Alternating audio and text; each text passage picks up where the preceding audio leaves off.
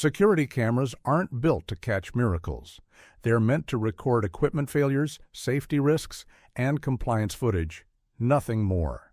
But at 2:17 a.m., deep inside a wildlife rescue center in Arizona, one grainy feed captured something no one could explain: a tiny pink piglet quietly slipping through a safety fence straight into the enclosure of a dying lioness.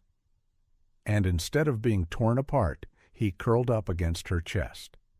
From that night on, the world began to witness something that defied instinct, science, and everything we thought we knew. The security camera had been installed for liability reasons, not miracles. It was meant to document equipment failures, unauthorized movement, anything that might raise an insurance claim or a compliance report for the sanctuary's board. And yet, at 2:17 a.m. on a windless desert night, it recorded something no policy manual could explain. A tiny pink piglet slipped through a narrow maintenance gap beneath the outer fence of the recovery wing. His body was no bigger than a carry-on suitcase, his hooves soft against the concrete as if he already knew silence mattered here. He paused, sniffed the air, then continued forward with purpose, straight toward the isolation enclosure reserved for a single animal no one was allowed to approach without clearance. Inside that enclosure lay Lioness. The injured lioness had arrived at Whisper Rock Wildlife Sanctuary 3 weeks earlier on a flatbed trailer escorted by state wildlife officials and a private veterinary transport team. Her injuries were severe enough to trigger emergency wildlife care protocols, the kind that required specialized veterinary services, long-term rehabilitation planning, and legal documentation for cross-border animal rescue operations. A fractured hind leg, nerve damage along the tail, partial vision loss in one eye. But none of that frightened the staff as much as what the scans could not measure. Lioness had shown no interest in living.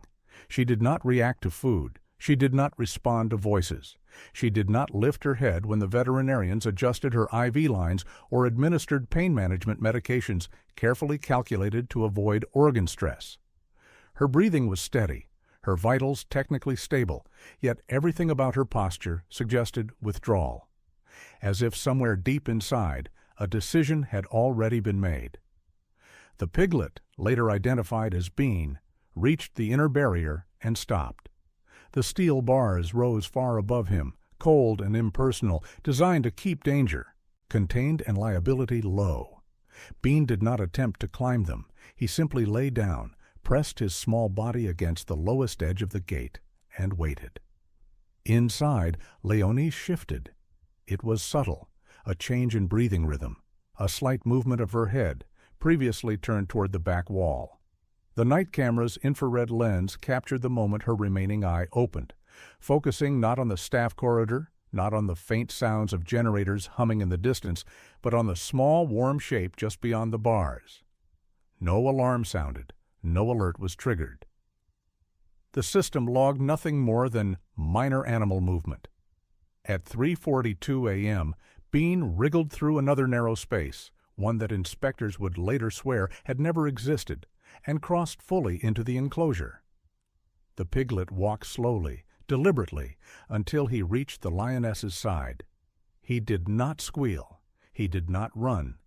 He lowered himself beside her ribcage and tucked his snout beneath her chest, where the heat was strongest.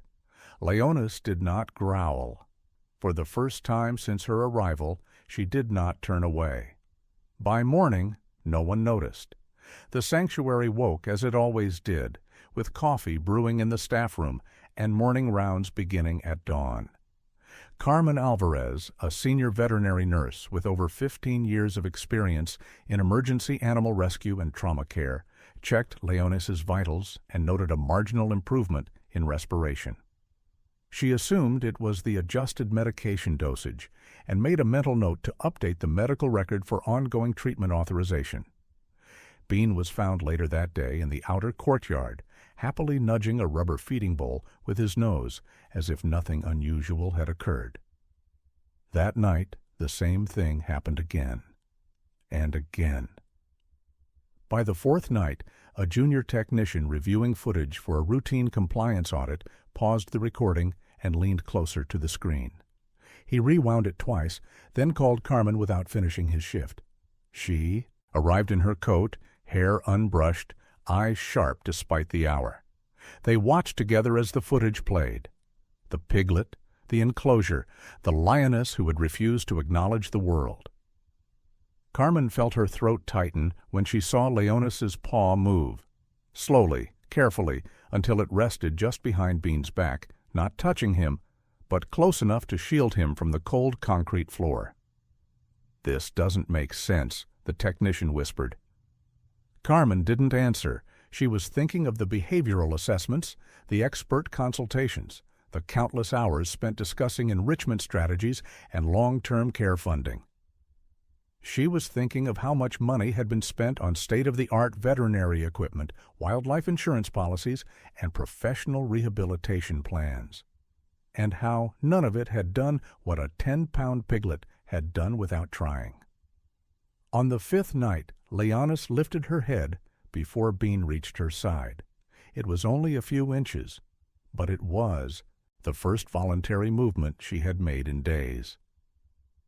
The camera captured it all, indifferent and precise, recording the beginning of something no one at Whisper Rock was prepared to name yet. A bond forming not out of instinct or training, but out of something older and quieter, something that did not belong to science alone. Outside the enclosure, the desert remained still. Inside, a broken lioness breathed in time with a creature small enough to fit beneath her heart. And for the first time since the rescue, Lioness did not sleep alone. Long before the cameras captured a piglet sleeping beneath a lioness's chest, Lioness had already learned what it meant to be invisible. She was born in a concrete enclosure behind a rusted metal gate on the outskirts of northern Mexico, a place that existed on no official map and operated far from any licensed wildlife rehabilitation center. The men who owned the facility called it a breeding operation. The paperwork, when it existed at all, labeled her as livestock. From the moment she could stand, Lioness was valuable only for what her body could produce. Cubs were taken from her before their eyes opened, sold through underground channels that avoided animal welfare laws and any form of legal compliance. There were no veterinarians on staff, no emergency care protocols, no concern for long-term health. Pain was routine. Silence was survival. By the time she was 4, Lioness had stopped responding to the world around her. She ate when food was thrown in. She stood when prodded. She learned not to resist because resistance only prolonged suffering. When a fire tore through the compound during a dry season windstorm, it was not mercy that saved her, but chance. The gate to her enclosure warped from the heat, and she limped out on a leg already fractured by years of neglect. When authorities arrived days later, they found her collapsed beneath a burned mesquite tree, dehydrated, infected, and barely conscious. The emergency veterinary services that stabilized her on-site worked quickly, documenting injuries for international transfer approval and insurance liability coverage. Even then, the prognosis was grim. Physical rehabilitation could be funded. Surgery could be scheduled. But psychological trauma was not something a line item in a rescue budget could easily repair. Whisper Rock accepted her anyway. They had the specialists, the funding pipeline supported by donor contributions, and the kind of long-term animal care infrastructure most sanctuaries could only hope to build. And yet, weeks after her arrival, Lioness lay in the recovery enclosure as if none of it mattered. Premium-grade nutrition, pain management plans reviewed by board-certified wildlife veterinarians, behavioral consultants flown in under short-term contracts. Nothing reached her. At the same time, miles away, another life was quietly unraveling in a very different way. Bean had not been born wild. He came into the world on a small family-run farm outside Tucson, where animals were raised more for companionship than commerce. The farmer's wife used to joke that Bean was born listening instead of squealing. As a runt, he learned early to stay close to warmth, to bodies that breathed steadily, to hands that did not push him away. When flooding destroyed the farm during an unseasonal storm, Bean was swept loose during the evacuation. Rescue crews found him 2 days later, exhausted but unharmed, huddled against the side of an abandoned shed. With no livestock insurance claim to justify returning him to agricultural channels, and no commercial buyer interested in a pig too small to matter, Bean was transferred to Whisper Rock under a temporary animal housing agreement. He adapted immediately.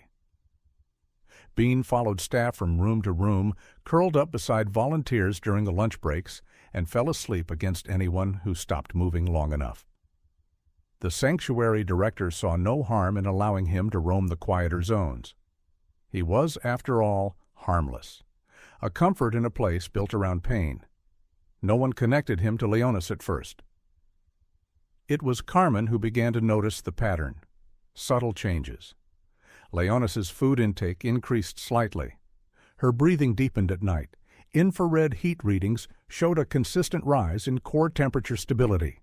These were the kinds of metrics normally associated with successful rehabilitation outcomes, the numbers grant reviewers love to see when evaluating the effectiveness of a wildlife rescue organization. But the data didn't explain the cause. When Carmen reviewed the footage in full, watching Bean's small body press against Lioness night after night, something shifted in her understanding of recovery. All the training she had received, every certification, every compliance seminar, every carefully worded animal welfare policy, had taught her that healing was something administered. This was different. Lioness was not being treated. She was responding. On the 6th night, Lioness lifted her head before Bean touched her. On the 7th, she adjusted her body to make space for him, and on the 8th, she made a sound so soft it barely registered on the audio feed, a low, breathy vibration meant for cubs who needed reassurance. Bean slept through it, unaware that he had become something no professional plan had accounted for. In the morning, when staff entered the enclosure for routine checks, Lioness did not turn away. Her eye followed their movement, alert but calm. When Carmen knelt to adjust a sensor near the floor, Lioness's paw shifted, not toward the human, but closer to where Bean had been lying moments before. The records would later describe this period as unexpected behavioral improvement. The funding reports would cite novel social enrichment variables. Lawyers would review footage to ensure no liability protocols had been breached. But none of those words captured the truth. Two beings the world had never chosen had found each other. And in doing so, they had begun to remember something both had been denied, the simple certainty that presence alone could be enough. Carmen stood quietly at the observation window that night, knowing this was only the beginning. By the 2nd week, Carmen had stopped calling it strange. There was something about the piglet's routine that didn't fit any of the clinical frameworks she'd trained under. Bean wasn't wandering. He wasn't exploring. He had a route, a purpose. Every evening, after the final round of feeding checks and cleanup, he would wait by the edge of the recovery wing until the last technician's footsteps faded down the gravel path. Then, with a patience most humans never mastered, he would begin his quiet journey toward Lioness. Every step was measured, every pause deliberate. He knew the way. No one had taught him. No one had rewarded or trained or coaxed. But the movement was the same each night. Under the heat pipe, behind the maintenance bench, squeezed past the support beam near the southern vent. A space barely wide enough for a toolbox, let alone a living creature, had become his passageway to the lioness no one dared approach without clearance. The first few nights, the staff had assumed the enclosure was sealed. Then they assumed the piglet had found a crack. Then they fixed the crack. Bean found another. By night 10, Carmen stopped fixing them. She sat in the observation room with Zoe Kimura, the behaviorist brought in to assess what the sanctuary was now calling a spontaneous cross-species attachment. Zoe had degrees from UCLA and Cornell, had published in multiple peer-reviewed journals, and had consulted for major wildlife centers across the country. She was used to behavioral anomalies, aggression in over-domesticated cheetahs, anxiety in rescued wolves, social stunting in orphaned bears. She wasn't prepared for this. The feed from the night vision camera rolled silently across the monitor. Bean appeared in frame, paused briefly to check the wind direction, then stepped into the outer ring of Lioness's enclosure. The lioness, who had not lifted her head in daylight for weeks, raised her nose before the piglet even crossed the final barrier. "She smells him," Zoe murmured. Carmen nodded. "Every night now?" Leonie shifted, adjusting her position to expose the warmer side of her flank. It was the kind of movement maternal lions made for cubs, offering heat, closeness, safety. The piglet accepted the invitation as if he'd always belonged there. Zoe watched, silent for a long moment. Then, "You don't get that from training. That's not conditioning. That's bonding." By morning, Leoness's pulse was stronger. Her muscle response had improved. The stiffness in her hind leg, which had resisted weeks of carefully prescribed exercises, began to ease. The veterinary team adjusted her medication schedule to match the timing of Bean's visits.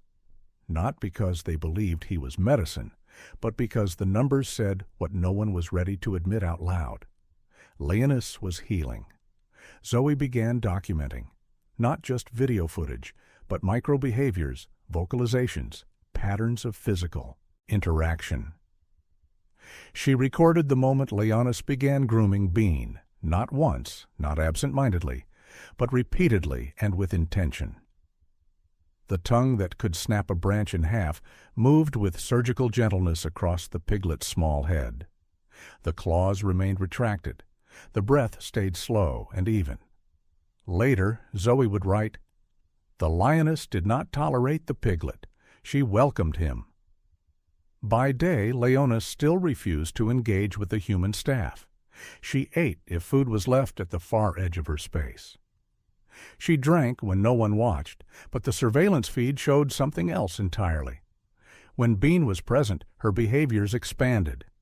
She stretched. She adjusted her weight between paws.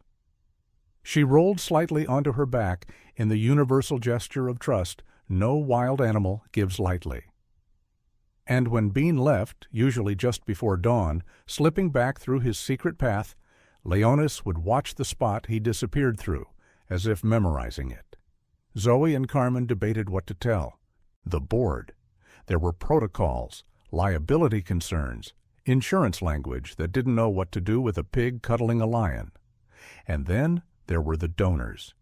People who cared deeply about wildlife conservation, animal wellness, and ethical sanctuary operations, but who also wanted to see measurable results. Preferred terms like rehabilitation success rate and predictive behavioral indicators. This didn't fit those categories. But it was real. Carmen pulled the medical charts. Vital signs were trending in the right direction. Inflammation was decreasing. Cortisol levels were dropping. They had seen what thousands of dollars in medications and advanced diagnostics could do, but none of it had touched the part of Lioness that refused to return to the world. Bean had. One evening, Zoe set up an additional microphone near the enclosure's edge to capture clearer audio. That night, for the first time, they heard it plainly. Lioness was chuffing, not roaring, not growling, but releasing soft, breathy huffs of air through her nose and mouth. A vocalization typically used by mothers greeting cubs or lions reaffirming peace. It was a behavior she had never displayed before, not even toward the other lions across the facility's grounds. The next morning, Carmen played the audio for the full team. No one spoke for a long time. Finally, a junior tech asked, "What do we do with this?" Carmen looked around the room. We let it happen." She paused, then added, "And we protect it." By the end of the week, a decision was made to allow Bean-controlled access, not because it was part of any treatment protocol, but because, in the most unscientific language possible, Lioness wanted him there. The sanctuary updated its visitor FAQs. Staff increased monitoring during nighttime hours. And in the medical log, a new term appeared in handwriting not approved by any administrator, but left untouched all the same. Piglet-assisted recovery. It wasn't a coincidence. It was the first time Lioness had ever chosen anything freely in her entire life. The call came from the sanctuary's operations manager just after 8 a.m., her voice clipped and formal in the way that only ever meant one thing: compliance review. Carmen put her coffee down before answering, already feeling the familiar tension pull between her shoulder blades. Any call like that meant something had triggered a policy flag, something that needed to be reported, explained, possibly contained.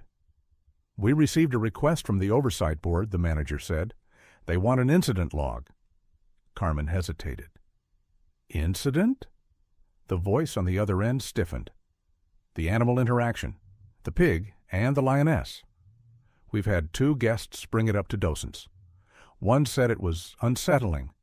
The other—" She paused, as if searching for a way to say it without sounding absurd. "Compared it to a circus trick." That was all it took, a misinterpreted observation, an offhand comment from a visiting donor, and suddenly the sanctuary's entire protocol came under scrutiny. Carmen didn't argue. She knew how it worked. The sanctuary wasn't just a place for healing. It was also a business, sustained by carefully managed public relations, nonprofit insurance structures, and animal wellness grants that demanded clear lines between conservation and entertainment. No matter how pure the bond between Bean and Lioness seemed, it violated categories that kept everyone employed. The next day, a laminated sign appeared near the recovery wing's outer walkway. Restricted access. No viewing beyond this point. Zoe Kimura arrived an hour later, eyes flashing. "They're hiding it," she said flatly. "They're protecting it," Carmen replied, though her voice didn't carry conviction. A meeting was called. 12 people in a room that smelled like sterilized linoleum and dust. The word liability was mentioned 14 times. Risk assessment came up 6. One administrator pulled out a tablet with visitor demographics and brand. Engagement statistics. Another pointed out that if even a single photo of Bean inside the enclosure went viral with the wrong caption, years of trust in the sanctuary's reputation could be undone. No one talked about Lioness. No one mentioned the data, her improving respiration rate, the healthy rise in serotonin markers, the elimination of night pacing. And no one, except Zoe and Carmen, said the word bond. By noon, the board voted. Bean was to be removed from Lioness's enclosure permanently. Carmen signed the order with a pen that shook in her hand. Zoe left the room without a word. That evening, they followed procedure. Bean was picked up by a junior technician and gently carried to the staff wing, where a makeshift pen had been prepared. Food, soft bedding, and enrichment toys had all been arranged as if comfort could replace connection. He didn't resist, but he didn't eat either. Inside her enclosure, Lioness waited. She stood near the southern edge, nose tilted slightly toward the air where his scent used to come from. When he didn't arrive, she paced once, then stopped. She turned toward the corner and lay down facing the wall. Carmen didn't sleep. At 2:11 a.m., the night camera caught something it hadn't captured in weeks. Lioness pressing her face against the steel partition, the same one Bean used to crawl through. She stayed like that for an hour, unmoving. The heat sensor registered a drop in her core temperature. By the third night without him, Lioness stopped eating. The medical staff adjusted her supplements, reviewed her sedative protocol, tried non-invasive treatments designed to encourage recovery. Nothing worked. She began pulling at her bedding, tearing at the foam blocks with her claws. not in aggression, not in protest, just aimlessly, as if undoing the space they had built for her. On the 5th morning, Carmen walked into the staff wing and found Bean curled in the far corner of his pen, snout buried under his chest. His food was untouched. His temperature had dropped dangerously low during the night. That afternoon, she called Zoe. "I don't care what they said," Carmen told her. "I'm putting him back." Zoe didn't hesitate. "I'll help." They didn't do it secretly. They documented every step, filed a formal override request citing behavioral distress, and logged both Lioness's and Bean's vitals under an emergency care protocol. The gate opened slowly. Bean didn't run. He walked, one step at a time, back to the place he had memorized. Lioness was already there, waiting, but not at the edge. She had moved to the center of the enclosure. As Bean approached, she lowered herself fully to the ground, not with the heavy slump of a creature in pain, but with the careful precision of someone making space for something fragile. Bean pressed himself against her chest. Lioness exhaled slowly, then did something no one had ever recorded from her before. She purred. It wasn't loud, it wasn't sustained, but the deep rumble rose from within her like a memory returning to a body that had forgotten how to hold it. Carmen wiped her eyes before she realized she was crying. The next morning, the operations manager came to Carmen's office. "I read your override report," she said, closing the door behind her. "You know this might cost you." Carmen met her gaze. "Then let it cost me." There was a long pause. The manager sighed. "Just keep the cameras on, in case we need to show why." Carmen nodded. "You'll want to see what she does next." By nightfall, Lioness had begun grooming again. By the end of the week, Bean was sleeping between her front legs like a cub tucked into the arms of a mother who had never known she could be one.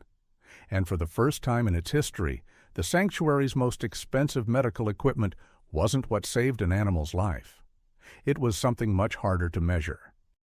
The morning after Bean was returned to Lioness, something shifted, not just in the lioness's behavior, but in the air around her enclosure.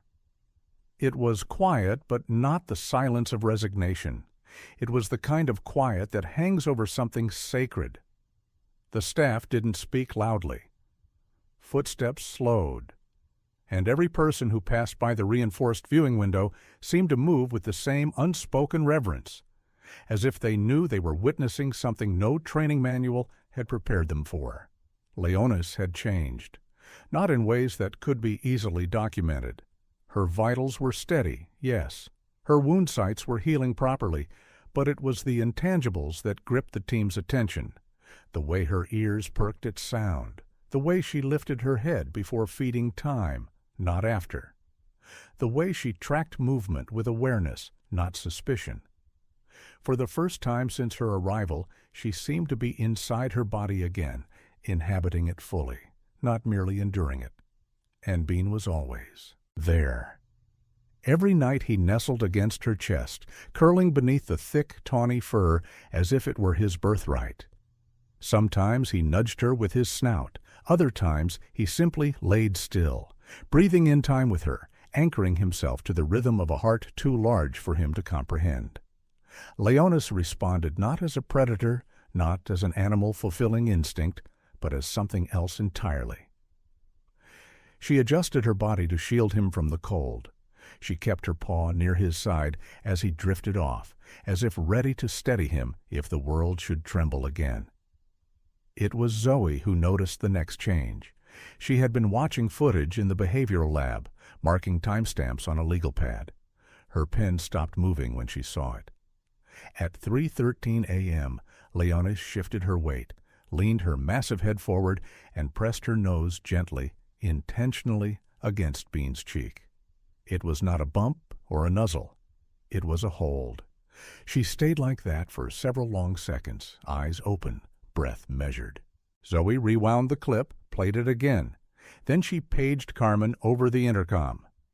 "You need to see this." They watched it together. The screen lit softly by night vision, the enclosure bathed in faint green tones, the two figures impossibly small on such a large display. And yet the intimacy was enormous. The lioness, silent and still, anchoring her entire body around a creature so physically fragile she could have ended its life with one swat, but chose, instead, to steady it. "That's not instinct," Carmen whispered. "That's memory?" Zoe nodded. Or something deeper. Neither of them said what they were thinking. That Lioness had likely never touched any living creature that way, not her handlers, not her captors, not even her own cubs, all taken from her before she had the chance to mother them. That this fragile, absurd connection wasn't a performance of maternal behavior. It was the discovery of it. Later that morning, during a scheduled donor walk-through, 2 volunteers caught Bean doing something unexpected. He had dragged a small piece of fleece bedding, bright red and still damp from dew, toward Leoness's food corner. With great effort and no small amount of comedic determination, the piglet shoved it forward with his snout inch by inch until it lay between her front paws. Then he backed away, waited, and sat. Lioness blinked at the bundle. Then, slowly, she lowered her head and rested her chin on it. The volunteers wept. They posted a photo to the sanctuary's internal team chat with no caption, just the image. Lion and pig, the fleece between them like an offering. Within 48 hours, it made its way outside the walls of Whisper Rock.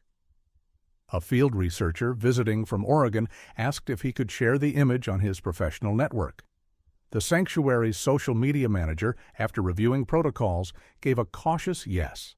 No names, no location tags, just a photo with the line, "The ones we feared wouldn't survive are now saving each other." It exploded. Within days, animal behavior blogs picked it up. Veterinary discussion forums shared it under sections about therapeutic animal interaction. The story landed on a family health blog that focused on emotional resilience in trauma recovery, linking the image to neuroplasticity and bonding hormones. Soon, larger platforms noticed. A feature on a major lifestyle news outlet ran the headline, "This Piglet Sleeps with a Lioness." What happened next stunned scientists. Donations surged, web traffic quadrupled, and with it came pressure. The sanctuary's executive board convened an emergency call. There were concerns about misinterpretation, fears of sensationalism. The word liability returned, now in louder, more urgent tones. But then a surprising thing happened. A high-profile donor, a woman who'd funded much of the sanctuary's solar infrastructure, sent a personal letter to the board. In it, she wrote about losing her husband to cancer and how their golden retriever had refused to leave the foot of his hospital bed. She ended the letter with a single line, "If a piglet can make a lioness want to live, don't interfere. Just bear witness." That night, the board voted again. No separation, not unless a medical emergency demanded it. Instead, they would install additional monitoring equipment, create a controlled observation protocol, and assign a full-time behavioral team to study the phenomenon. For the first time in the sanctuary's history, the intervention plan was non-intervention. And still, Lioness changed. She began initiating contact during the day. She stood when staff approached. She followed movement with curiosity, not avoidance. When Carmen entered the enclosure perimeter for the first time in weeks, Lioness did not retreat. She rose to meet her.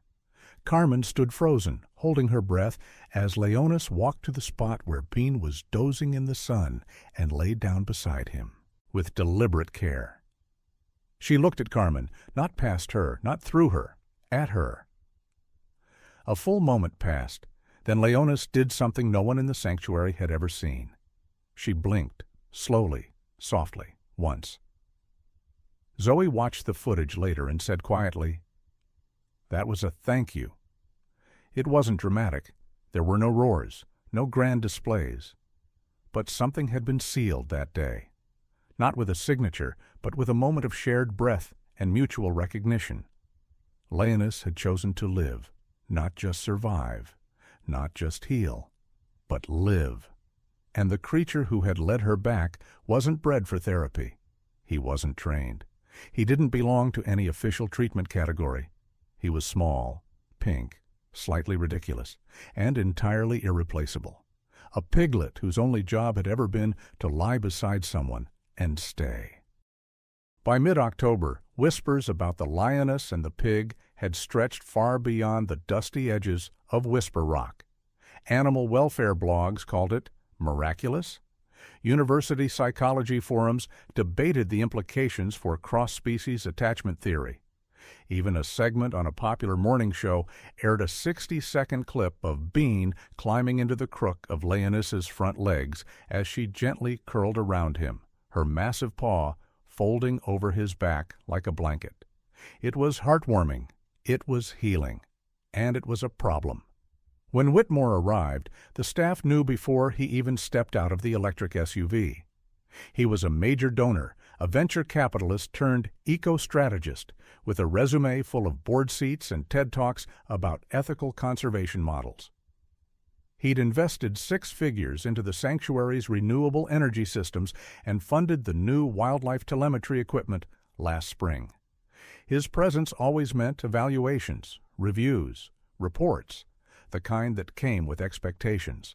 Carmen watched from the staff walk as Whitmore shook hands with the sanctuary director. His smile was practiced, his Patagonia vest spotless. He was accompanied by a film crew, just 2 people, one with a camera, one with a mic, and a communications assistant holding a clipboard with colored tabs. He hadn't come to witness, he'd come to reframe.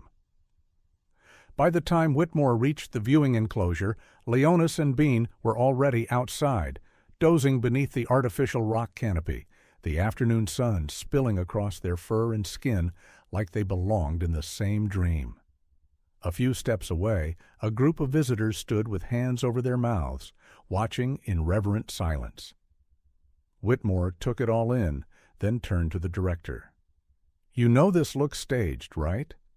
Carmen flinched. The director said nothing. Neither did Zoe, who had appeared without anyone seeing her arrive. "It's dangerous," Whitmore continued. "I don't mean physically, I mean optically. We've built this place on scientific credibility, not sentimentality. If someone uploads a clip out of context, especially with the wrong framing, we lose control of the narrative. We're not here to entertain people with viral content. This is a conservation facility, not a feel-good brand." He was using words like liability and messaging again, but what hit hardest was what he said next. "If this continues, I'll have to reconsider my involvement." No one responded. Later that day, Zoe found Carmen in the admin wing, staring blankly at a behavioral chart she hadn't touched in an hour. "He's going to pull the funding," Carmen said quietly. "If we don't separate them." Zoe sat across from her, folded her hands. "Then we let him." Carmen looked up, tired. "And when the next donor says the same? Or the one after that? It's not just about this place surviving. We've got other animals depending on the structure his money built." "I know." Zoe paused, then continued. "But if we start severing real bonds to preserve optics, what exactly are we preserving?" Carmen didn't answer. The next morning, Bean was kept inside for the first time in 12 days. It was supposed to be temporary, just for observation, according to the new interim protocol passed quietly through the board. But Lioness knew. The first hour she stood at the edge of her enclosure, head tilted toward the direction Bean usually came from. The second hour she paced. By the third, she stopped eating. Carmen checked her vitals. The cortisol levels were rising again. Minor muscle tremors had returned to her injured leg. "Should we wait it out?" one of the techs asked, but they all knew the answer. By the second night, Lioness had pulled all the bedding into one corner, flattened it with her weight, and remained there, motionless. Zoe's reports began to include words like emotional regression and stress rebound. Bean wasn't doing much better. He refused food unless hand-fed. He squealed through the night, a sound no one had heard from him in weeks. On the third day, Carmen made a decision. She brought her tablet to the visitor deck during peak hours, set it on the bench, and pressed play. It was the footage from the observation room, unedited, time-stamped. A continuous reel showing the progression of Bean and Lioness from initial contact to mutual care. No dramatic music, no captions, just reality as it had unfolded. Visitors gathered slowly, drawn not by spectacle, but by silence. Someone began recording. A mother leaned down to explain what was happening to her child. A retired teacher visiting from Flagstaff began crying quietly, her hand pressed over her heart. The clip spread fast, faster than they expected, and this time it reached the kind of people who saw more than views. Emails poured in from trauma specialists, grief counselors, behavioral scientists, and family therapists. They spoke not in likes or shares, but in case studies and clinical insight. One letter came from a pediatric trauma center in Minneapolis. They wanted to know if footage of Bean and Lioness could be included in their new mental health resilience program. They believed the footage could help children recovering from PTSD. Not because it was cute, because it was proof that trust, once broken, could be rebuilt. By week's end, the narrative had shifted. Whitmore called the director. "I underestimated the public," he admitted. "Maybe the story's bigger than I thought." Carmen didn't smile when she heard the news. She didn't celebrate. Instead, she walked to the enclosure, opened the outer gate, and stood waiting. Bean came running, snorting softly, confused, but eager. Lioness stood the moment she saw him. No hesitation, no tension. She crossed the enclosure with slow, grounded steps, her gaze never leaving the pink shape bouncing toward her. When Bean reached her, he didn't stop. He slid beneath her chest and leaned hard into her side. Lioness lowered her head and rested it gently over his back, her eyes closing as if something inside her had finally unlocked. Zoe documented the moment with a quiet voice memo. Lioness exhibits full voluntary engagement. Piglet shows no signs of distress. Mutual regulation restored. But the science, even now, couldn't fully explain what had just happened, because the truth was simpler. They had been tested, separated by rules, threatened by perception, nearly torn apart by fear, disguised as professionalism. And still, they had chosen each other. The sanctuary would write better protocols. The board would revise its messaging. Donors would come and go. But Lioness and Bean had made their choice clear. They had chosen the heart. The storm rolled in just after dusk, fast and loud, with the kind of desert wind that rattled fencing and kicked sand through gaps you didn't know existed. Technicians ran weather checks. Backup generators flickered once before settling. Overhead, the sky looked bruised, heavy with a promise it had no intention of keeping gentle. Inside her enclosure, Lioness stood still, her ears flicking toward the sound of distant thunder. She didn't flinch. She didn't retreat to the shelter. She watched the sky like a creature remembering something it had once forgotten to fear. Bean was nearby, curled under the shallow overhang that had become their preferred resting place. He slept better in the rain. It reminded him, perhaps, of the farm he'd come from, the damp straw and the soft scent of wet dirt. Whatever the reason, he hadn't moved since the first drops began to fall. Carmen was on duty that night, watching from the staff room, sipping bad coffee with one eye on the monitor. The enclosure readings were stable, until they weren't. The first alarm came from the northern access gate. Just a sensor glitch, someone said. Old wiring. Then another alert. Closer. Then movement. Real movement. Carmen leaned forward. A dark shape crept across the rear fencing near the habitat edge. Not human, not familiar, a coyote. The sanctuary grounds had strong perimeter defenses, but weather sometimes shifted things just enough. Heavy rains softened the earth, wind warped panels, and sometimes the desert reminded them all that it was still wild. Carmen reached for the radio. "We've got an intruder, predator class, confirmed coyote, north quadrant, close to enclosure B." Enclosure B. Lioness. The other staff scrambled. Protocols kicked in, but it would take minutes to reach the far side of the compound, and that's where everything always came down to time.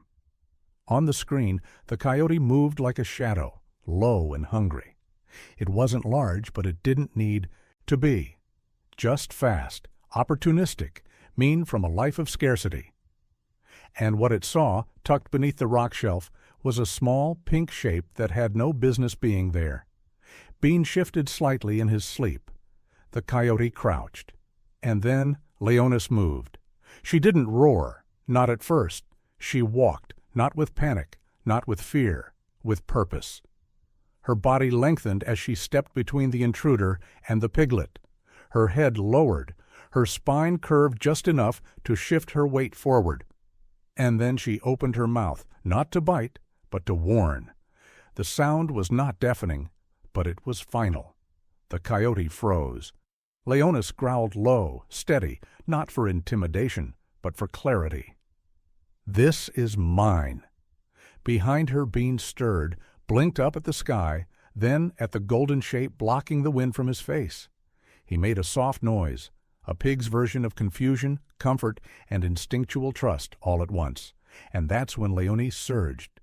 She didn't attack. She advanced. The coyote backed, up fast, startled by the lack of hesitation. It wasn't used to prey fighting back. It wasn't used to prey being protected by apex predators. It disappeared into the darkness before the staff even reached the gate.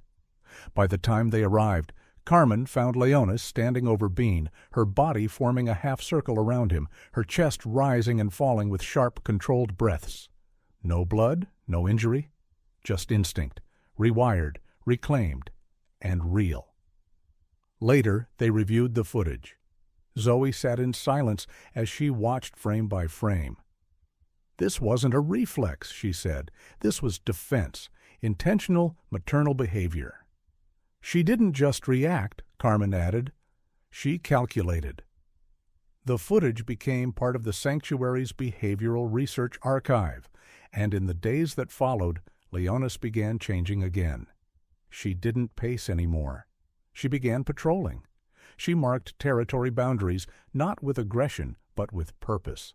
She vocalized differently, with low grunts and short chuffs meant for nearby ears, and she began making choices. When Bean wandered too close to the fence, she redirected him. When he played too roughly near uneven terrain, she placed a paw in front of him. When staff entered to deliver food, she stood, not to threaten, but to watch. She was parenting, not mimicking, not echoing, owning it. The sanctuary hadn't seen anything like it. Word spread again, but this time it wasn't media or donors who responded first. It was scientists, behavioral researchers from Colorado State, wildlife psychologists from Stanford. Even professionals from pediatric trauma centers expressed interest in studying the footage. One wrote in a formal letter, "What you're documenting is not just animal behavior. It's post-traumatic repair of maternal instinct, a wild example of neuro-emotional restoration." The sanctuary made preparations. A secure enclosure update was scheduled, one that allowed for safer observational access and thermal imaging technology integration. Carmen updated Lioness's health plan, integrating her protective responses into the Lioness's behavioral profile. Zoe began drafting a case study for publication, something that could influence how trauma care is understood not just in animals, but in humans. And Lioness kept growing. Her coat thickened, her eyes brightened. Her gait, once limping, hesitant, became fluid.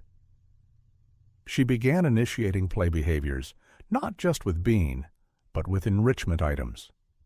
She even rolled once in the sun, exposing her belly in a gesture so trusting it made Carmen turn away, unwilling to intrude on something that vulnerable. Bean, for his part, never left her side. They moved like they had always moved together, like two notes in a single melody. And every night, before sleep, Lioness now had a new ritual. She would lower her head, press her nose against Bean's small body, and hold it there for just a moment longer than before. Not for safety, not for instinct, for love. The enclosure doors opened slowly, not with ceremony, but with care. It was just after sunrise, the kind of gentle morning Arizona offered in early November. Light warming the red clay ground, breeze moving through tall grass like breath through open lungs. There were no speeches, no ribbon cutting, only a quiet nod from the lead technician as the latch clicked open. This wasn't a reopening, it was a beginning. The new space had taken 5 weeks to build, faster than expected, thanks in part to unexpected funding from behavioral research grants and a surge of online donations. A national insurance company had even offered to sponsor the safety redesign after citing the project in a white paper about emotional recovery through interspecies bonding. The habitat itself wasn't grand, not compared to some of the flashy zoo builds funded by tourism, but it was deliberate: separate sleeping dens, natural vegetation, tiered platforms, a reinforced shelter space for weather changes, and enough open ground for Lioness to stretch, run, and retreat when needed. Everything in it had been designed with her and Bean in mind, not just as individual animals, but as a bonded pair. Carmen stood just outside the final barrier, tablet in hand, watching the camera feeds in real time. Next to her, Zoe adjusted a thermal imaging unit and tapped on a clipboard with notes from the night before. "They'll need a few minutes," she said quietly. "New space, new scent profile. Might disorient them." But they were wrong. Lioness stepped into the habitat first, her movements measured but certain. Her head lifted. She sniffed the wind once, then twice, and took 3 confident strides forward. Bean followed. He moved faster, less cautious, nose twitching with curiosity as he trotted past her legs toward a raised mound near the center. Lioness let him go, then followed slowly, not hovering, but present. There was no disorientation, no hesitation, because the space had been made for them, and they knew it. Within an hour, Lioness had marked the perimeter. Bean had found a sunny patch near the enclosure's north edge and promptly rolled onto his side with all the theatrical drama of a creature who had never known fear. Visitors trickled in quietly. No loud groups, no flash photography. The sanctuary had changed the terms of public access. This was no longer a display. It was an experience. The sign outside the viewing area read simply, "Healing Habitat. Witness with respect."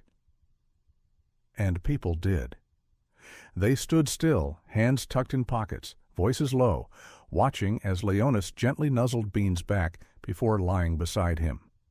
It didn't matter that she could kill him with a single swipe. It didn't matter that he could never truly understand what she had lost. They had chosen each other, over fear, over instinct, over rules the world tried to impose on them. By mid-morning, a small group of students from a local university arrived with a Paws professor who taught animal cognition. She pointed out the distance Lioness kept from the edge of the space, the way her body shifted protectively when someone approached too quickly. She talked about nonverbal empathy and trauma-informed behavior, and how watching these 2 animals was more than touching. It was transformative. Later, a group of trauma therapists visited. One of them, an older woman with silver hair and a thick folder, sat on the bench for over an hour without moving. When she finally stood, she said softly, "I've worked with women who've been through everything. I've never seen a lion teach me something about healing until now." The sanctuary began receiving emails daily. A military veteran in Virginia who had lived with PTSD for 17 years wrote that watching Bean and Lioness had convinced him to adopt a rescue dog. A mother in Ohio sent a video of her nonverbal son watching their footage and mimicking Bean's slow approach toward the screen, inching closer each time. A counselor at a children's hospital requested permission to use their story in a module about comfort and connection. The sanctuary approved every request. They launched a video series called Recovery in Nature, highlighting cross-species bonds and their psychological impact. It was educational, it was quiet, and it was powerful. As search volume rose for terms like emotional support, animal therapy, and bonding after trauma, the sanctuary's message stayed clear. Healing doesn't always look like medicine. Sometimes it looks like lying quietly beside someone and staying there. At night, after the visitors left and the staff dimmed the path lights, the habitat grew quiet again. But not empty. Lioness now had a routine. Before sleep, she would lead Bean to the back corner where the grass was thickest and the wind was blocked by natural stone.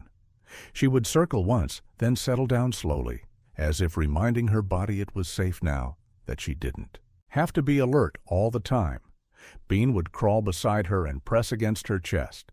And just before they both drifted off, she would chuff, low and soft, a sound not born of instinct but affection. It became their ritual, their language, their home. One evening, near the end of the year, a small girl visited with her parents. She had been diagnosed with selective mutism after a car accident took her older brother. She hadn't spoken in months. Her mother brought her to the sanctuary, hoping that maybe the quiet would feel safer than the noise of doctors and diagnosis. The girl stood at the glass for a long time, watching Bean bat at a branch with his snout. Lioness lay nearby, eyes half-lidded but alert, as she always was when the piglet played. When Bean, tired out and curled up next to her, the lioness lowered her massive head and rested it on top of him. The girl turned to her mother and whispered one word. "Warm." The mother fell to her knees, crying. No one inside the sanctuary ever claimed credit for that moment, because credit didn't belong to any of them. It belonged to the lioness who had once given up, and to the piglet who hadn't, to a bond the world didn't expect, and to the miracle that began, not with fanfare or force, but with something as small and impossible as a quiet touch in the dark.